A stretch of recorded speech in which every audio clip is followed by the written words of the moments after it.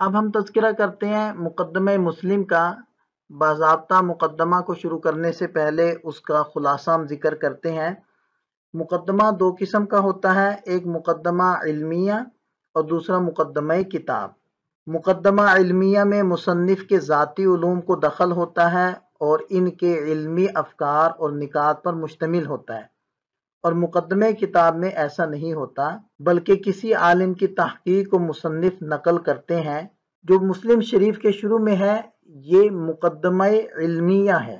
امام مسلم رحمۃ اللہ علیہ کے اس مقدمے کو ایک زبردست علمی مقدمہ سمجھا جاتا ہے جو گہرے علمی مباحث پر مشتمل ہے۔ اس میں امام مسلم رحمۃ اللہ علیہ نے فن حدیث کے بہت سارے اصول و قواعد کو جمع فرمایا ہے۔ مثلا راویوں کے مراتب کے اعتبار سے ان کی تقسیم فرمائی کہ کون کس درجے اور کس مقام کا راوی ہے۔ بلا تحقیق بے سروپا روایتوں کے لینے دینے سے سختی سے منع فرمایا۔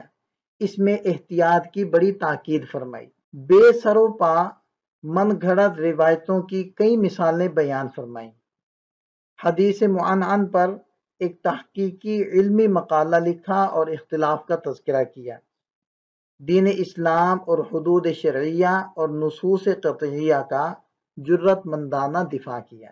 امام مسلم رحمۃ اللہ علیہ نے اپنے مقدمے کو تکلفات سے پاک کرنے کی کوشش کی اور سادہ الفاظ میں مطلب سمجھانے کا ارادہ کیا، لیکن غیر اختیاری طور پر یہ مقدمہ تکلفات، تاکیدات، انتشار عبارت اور ضمائر کے تفرق اور تشتت اور ترکیب کی تقدیم و تاخیر سے بھر گیا ہے، اس لیے علماء نے اس پر خصوصی کتابیں لکھی ہیں۔